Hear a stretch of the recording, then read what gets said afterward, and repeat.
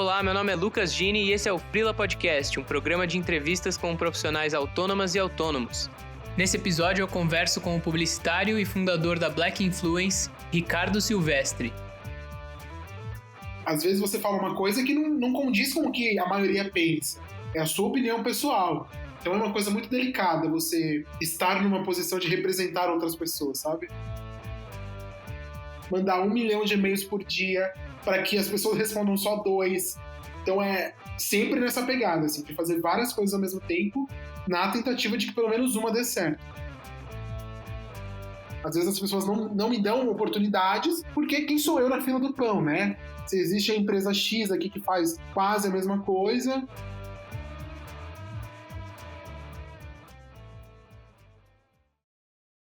Oi, Ricardo. Oi, Lucas, tudo bem? Tudo bem, e contigo? Tudo certo.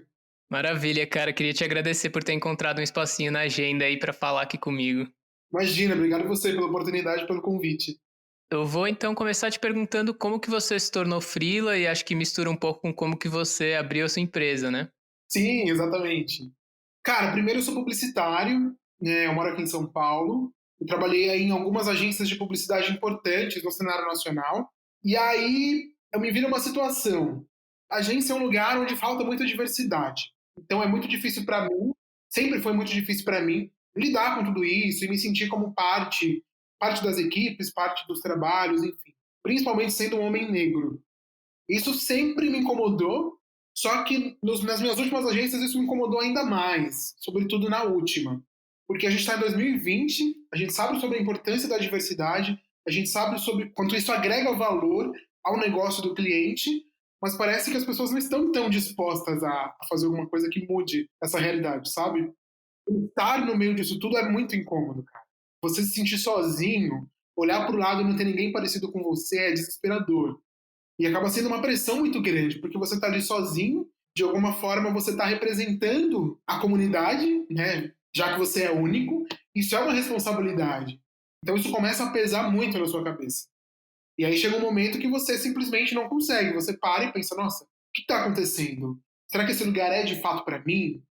E aí foi pensando em tudo isso, foi tendo todas essas experiências, com falta de diversidade principalmente, que eu decidi de alguma forma tentar mudar essa realidade dentro do mercado onde estou inserido. E aí eu decidi, lá no final do ano passado, ali em agosto mais ou menos, sair da minha última agência e tentar empreender de alguma forma. E aí eu lancei uma consultoria, uma agência que se chama Black Influence. A gente trabalha com agenciamento de influenciadores negros ou de periferia. A ideia é aproximar esses perfis de marcas justamente com o objetivo de levar mais representatividade para as pessoas. Foi a forma que eu encontrei de contribuir de alguma forma com o mercado, sabe? E a partir disso, dessas vivências, eu decidi usar o que eu sei fazer, a minha experiência, para criar alguma coisa de impacto social, que de alguma forma possa mudar ali esse cenário que é tão complicado no mercado publicitário. Cara, é muito interessante que você falou do peso de ser a única pessoa ali, de meio que representar, e aí acho que de alguma forma isso virou ao contrário e você puxou essa responsabilidade de um outro jeito, né? Criando a empresa e assumindo esse papel de, cara, alguém tem que fazer alguma coisa, eu quero fazer minha parte aqui. Exato, porque a responsabilidade ela sempre vai existir querendo ou não, e você querendo ou não. Ninguém quer ser responsável o tempo todo por representar as pessoas, sabe? Justamente porque é uma responsabilidade. Às vezes você fala uma coisa que não condiz com o que a maioria pensa. É a sua opinião pessoal. Então é uma coisa muito delicada você estar numa posição de representar outras pessoas, sabe? Sim, sim. Especialmente, imagino que agora você tenha que se relacionar em momentos com outras agências também e com os clientes que têm problemas semelhantes em relação a agências, né? Da diversidade entre os funcionários. Exatamente. Eu meio que mudei o papel, né? Eu estava dentro de agência, mas agora eu continuo a minha conversa com a agência estando em outra posição. Mas a gente continua essa relação aí de um outro modo. Ou estou tentando, pelo menos, ter uma outra relação. Sim, muito legal. E como que foi o começo dessa jornada, assim? Você já tinha contato com algumas pessoas que precisavam ser agenciadas nesse sentido? Como que foi o começo do trabalho de verdade, assim? Cara, é muito engraçado que as coisas foram acontecendo, assim, todas no mesmo momento. Então eu já estava pensando em sair da agência, eu já estava pensando em empreender, E aí, lá por volta de agosto, eu participei de um evento que é o Fórum Sim à Igualdade Racial, que acontece todo ano aqui em São Paulo, que é organizado pelo Instituto IDBR, né, o Instituto de Identidade do Brasil. E aí, nesse evento, foi um dia de várias palestras, com várias pessoas incríveis que eu sempre admirei. E eu tive a oportunidade de conhecer o Rodrigo França. O Rodrigo é ator, diretor, roteirista, uma pessoa incrível. Ele participou do BBB do ano passado, foi onde ele teve muito mais visibilidade, enfim, uma pessoa que eu sempre admirei. E aí a gente começou a ter contato, e num dos nossos papos, eu me apresentei, eu falei melhor de mim, a gente foi se aproximando. Ele falou, cara, você não quer me agenciar? E aí eu comecei a conectar as coisas, tipo, cara, como assim? Tipo, é óbvio que eu quero. E as coisas foram acontecendo, sabe? Então eu já queria fazer alguma coisa, queria sair de agência, eu queria abrir alguma coisa. E aí o cara meio que apareceu com o incentivo que faltava, sabe? Uhum. E aí, a partir disso, tudo começou a caminhar melhor. Foi de fato quando eu decidi empreender nesse sentido, de abrir alguma coisa, trabalhe com agenciamento de influenciadores. Então, o Rodrigo França é o culpado de tudo isso. É, cara, o tempo perfeito também, né? Exatamente, tinha que ser, sabe? Mais ou menos sobre isso. E como que você foi entrando em contato? Acho que tem muito as duas pontas, né? Ao mesmo tempo que as pessoas que você agencia são clientes de alguma maneira para a empresa, tem também as empresas Sim. que querem fazer um trabalho de divulgação, enfim, tem essas duas pontas. E como que você consegue ter contato com elas? Da onde que vem o trabalho, enfim? Com relação à prospecção de clientes, né, clientes influenciadores, o Rodrigo, por exemplo, ele, assim que a gente decidiu ter essa parceria, a gente divulgou isso para o mercado, nas redes sociais também, e a partir disso eu fui tendo outros agenciados vindos dele, sabe? Vindos por indicação dele, ou porque viu alguma postagem, enfim. E outras pessoas eu fui prospectando mesmo. Então, meu trabalho é muito proativo, tanto na prospecção de influenciadores, quanto na prospecção de clientes, agências, marcas, enfim. É uma coisa muito proativa que acontece ali no dia a dia. Vez ou outra, a gente oferece algum trabalho, algum projeto específico para alguma marca específica. Outras vezes, as marcas nos procuram, ou procuram o influenciador, ou procuram a mim na posição de agente dessas pessoas, enfim. Então, as coisas acontecem meio que seguindo essas ordens. Entendi. E, cara, eu imagino que o ritmo deve ser aceleradíssimo, assim, né? Porque trabalhar com internet a gente já sabe que não para. Ainda Exato, várias pessoas que trabalham com a internet, várias marcas interessadas, então como que exatamente. é coordenar isso tudo? Cara, é um desafio muito grande, assim, porque eu falo com muitas pessoas, né? E às vezes ao mesmo tempo. Então, com influenciadores, então com marcas, e aí com agências, com pessoas que me procuram porque querem ser influenciadoras também. E eu preciso me organizar da melhor forma possível para conseguir dar conta de tudo. Porque é muito fácil se perder e é muito fácil deixar algum assunto pendente, por exemplo. Eu geralmente anoto todas as minhas pendências do dia ou da semana e vou ali no dia a dia ticando tudo mesmo para não deixar nada passar. Eu achei interessante que você falou de pessoas que querem se tornar influenciadoras, né? Como que é essa relação de quem talvez não tenha uma base de seguidores ou um trabalho já super desenvolvido, mas que você enxerga um potencial? Cara, é uma coisa muito bizarra porque muita gente me procura, você não faz ideia. Assim. Real, é muita gente. São pessoas com 1.000 seguidores, com 1.500, com 2.000, com 3, ou com 500 pessoas, com 10 pessoas, que querem ser influenciadoras de algum jeito, que querem explorar o mundo da internet e não sabem como. E aí é muito difícil dar atenção para todo mundo, porque, como eu falei, tem o influenciador, tem a agência, tem a marca, tem as contas para pagar, tem projeto para fechar. Acaba sendo muito complicado arrumar um tempo para dar uma atenção para essa galera também. Mas eu sempre tento incentivar de alguma forma, no sentido de tipo, olha, tenta criar conteúdo, tenta falar sobre o que você gosta e sobre o que você tem mais facilidade. Então, eu sempre dou essa incentivada, sabe? Para não desistir, para continuar tentando, porque não é uma coisa simples. E eu sempre deixo muito claro justamente isso: olha, não acha que é fácil e não acha que é simples o tempo todo, porque não é. E principalmente quando você é negro. Porque as pessoas hoje elas me têm como essa referência, assim, do cara que agencia influenciadores negros. E aí, quando você é negro, é tudo muito mais difícil, tudo muito mais complicado. E eu sempre deixo isso muito claro, mas sempre com um ar de incentivo, sabe? Sim. E Você costuma filtrar também, agenciar pessoas que levam em consideração essa questão da igualdade racial e que têm isso como um dos temas principais, ou não necessariamente? Cara, não necessariamente. A ideia é ter o máximo de perfis possíveis no time para, de repente, oferecê-los para uma marca para que ela tenha várias opções de trabalho, sabe? A ideia é justamente diversificar de todas as formas possíveis. Então, diversificar tanto no gênero quanto no perfil de cada um, sobre o tema que cada um domina, sobre tudo isso. A ideia é ter o máximo de pessoas diferentes possível. Entendi. E a transição para esse trabalho, como que foi para você, assim? Eu não sei se hoje você tem outras pessoas trabalhando junto contigo para agenciar, né? E como que foi lá quando você já estava indo para esse caminho, mas largou de vez a agência, deixar de ter um salário mais garantido, assim, entre aspas, para ter uma variável? É uma coisa muito complicada, que é complicada tanto no início como tem sido agora, assim, por vários motivos. Tanto no início como agora, eu sempre toco tudo sozinho.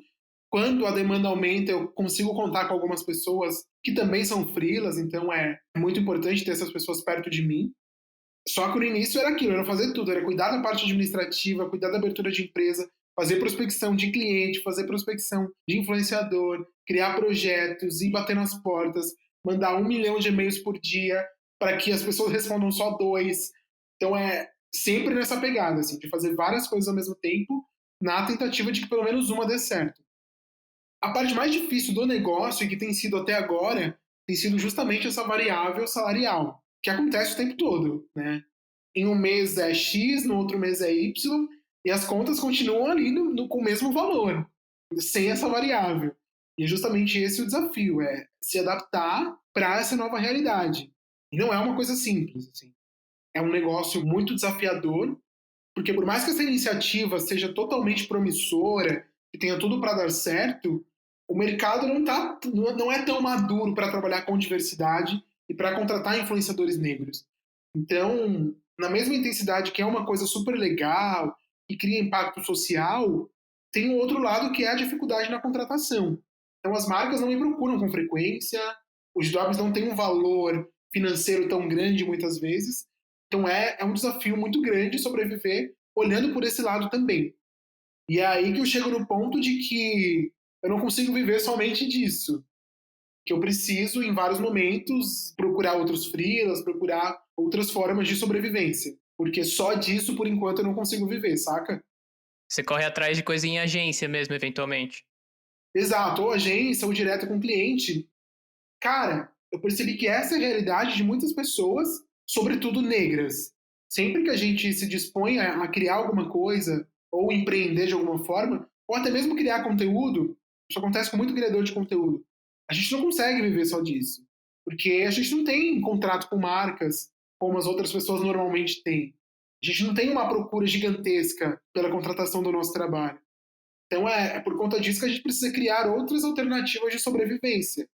E é daí que vem freelas, enfim. A gente precisa criar o tempo todo novas alternativas e novas habilidades também, sabe? Nessa tentativa aí de monetizar de alguma forma o nosso trabalho e de pagar os boletos no fim do mês, porque não é fácil. Cara, eu tinha até perguntado antes se a questão de igualdade racial é sempre uma pauta, e aí eu tinha curiosidade para sua resposta, até porque existe meio que o estigma, imagino que você veja isso muito, né, de as marcas, só quando querem falar nisso, procurar influenciadores negros e negras, né? Sim, é justamente esse o desafio, né? Mudar esse mindset, esse pensamento dessas marcas com relação a isso. Para você ter ideia, né, você deve imaginar que o mês onde influenciadores negros são mais procurados é novembro, que é o mês da consciência negra. É quando as marcas querem falar com pessoas negras, né? Querem pagar de descoladas ali, de próximas à comunidade, contratam um monte de gente preta para falar disso. E é o mês onde as pessoas conseguem viver melhor ali.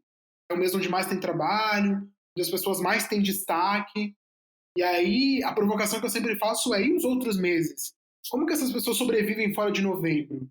Nossa, é muito triste essa constatação, assim, não é difícil de imaginar, como você É falou, mas tem outros 11 meses aí, né?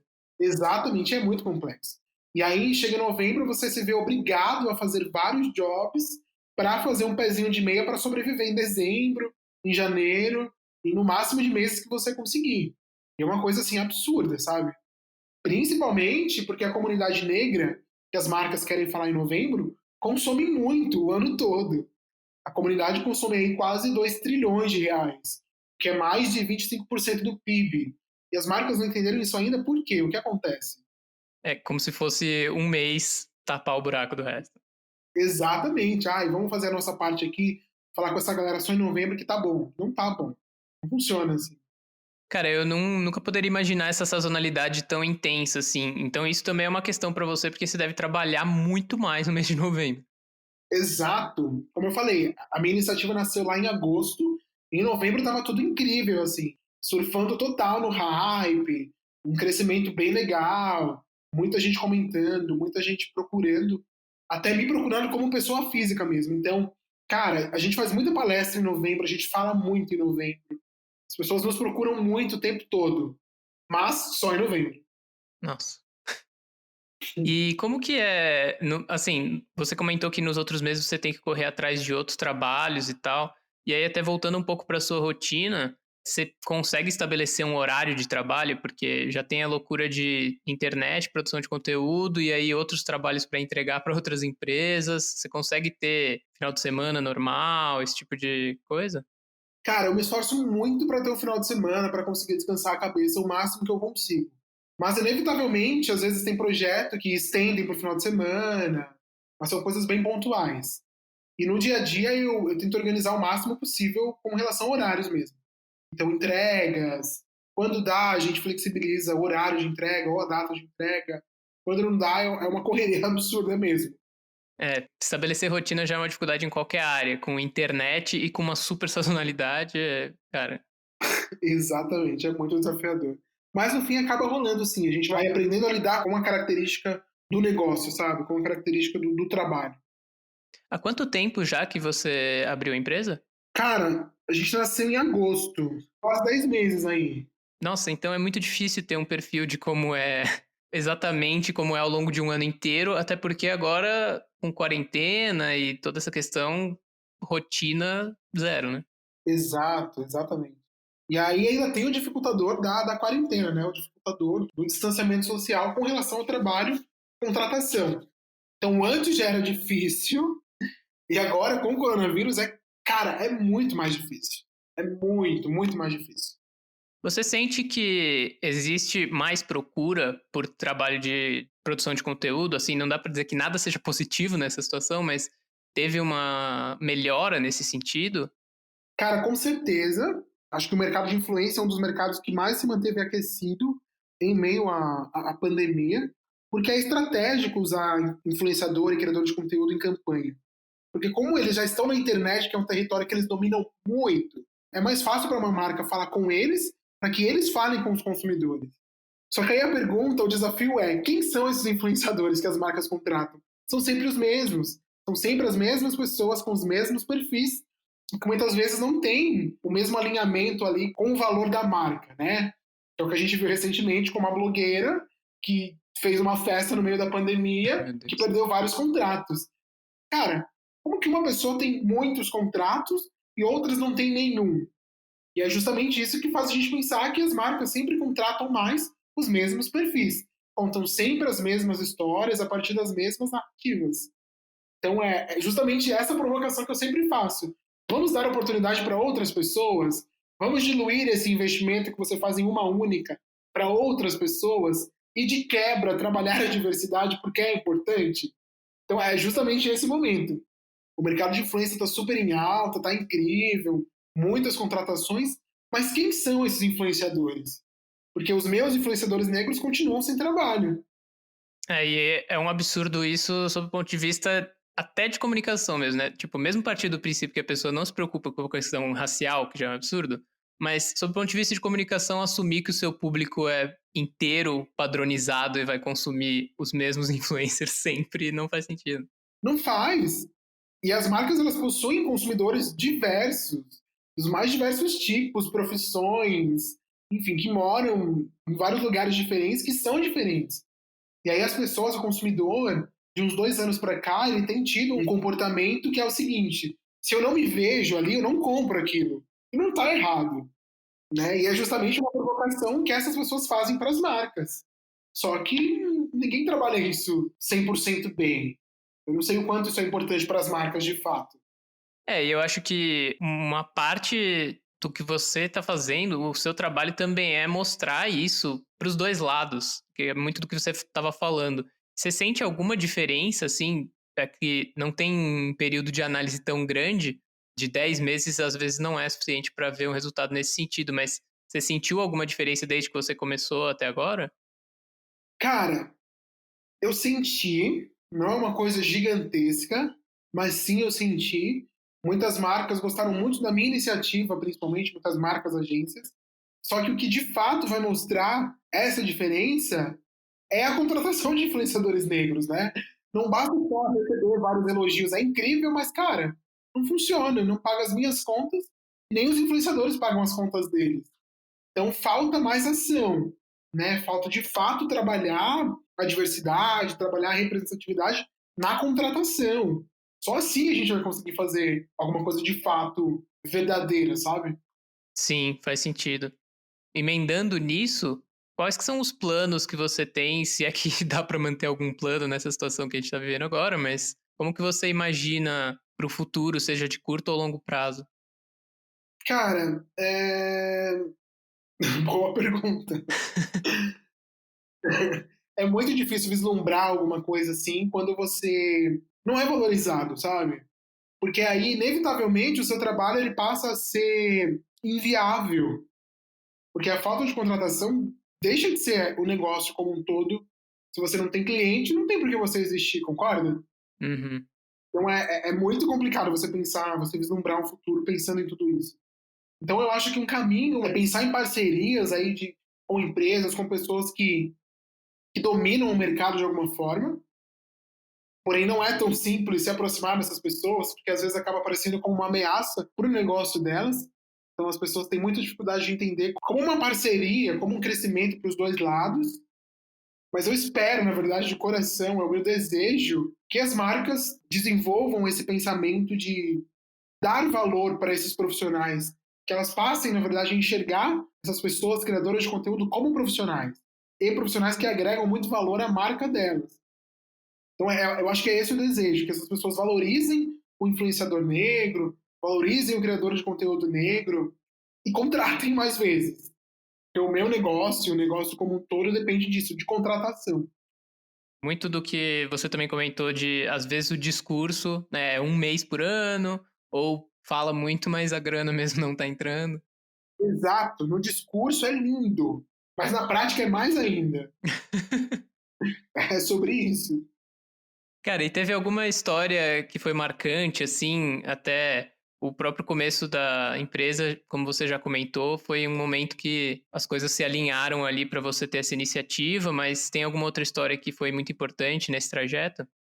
Eu acho que história específica não, mas como tudo aconteceu, sabe? Assim, eu me vi num momento em que eu era obrigado a entender muito sobre administração de empresas, sobre administração financeira, porque as coisas estavam acontecendo e eu não tinha a quem recorrer, eu só tinha a mim mesmo.